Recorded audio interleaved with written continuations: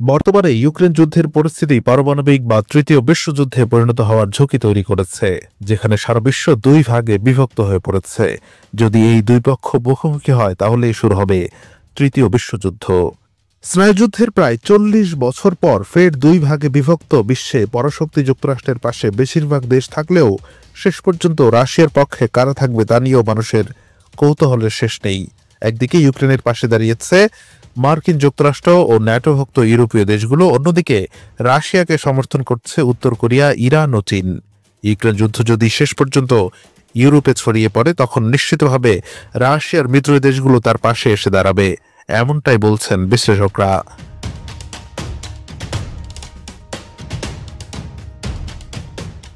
জার্মানরা এরই মধ্যে স্পষ্ট করে দিয়েছে যে যুদ্ধ ছড়িয়ে পড়লে তার দেশ ন্যাটো সেনাদের একটি মঞ্চে পরিণত হবে।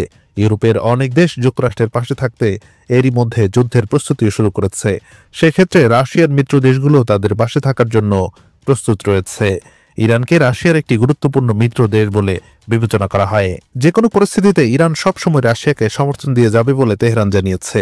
কাজেই ইউক্রেন যুদ্ধ যদি শেষ পর্যন্ত বড় ধরনের যুদ্ধে রূপ নেয় সেক্ষেত্রে মস্কো ইরানের প্রকাশ্য সমর্থন পেতে পারে বলে মনে করছেন বিশ্লেষকরা।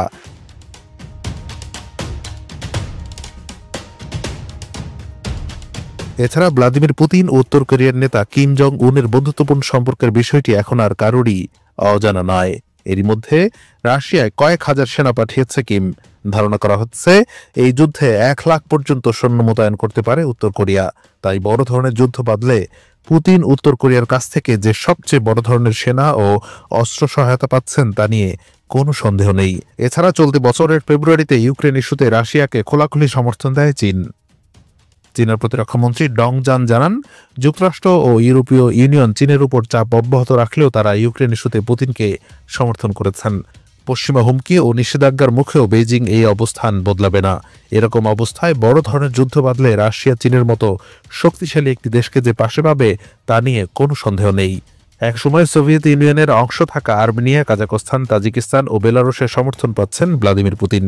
এই দেশগুলো সার্বিকভাবে রাশিয়াকে সহযোগিতা করবে বলে মনে করা হচ্ছে।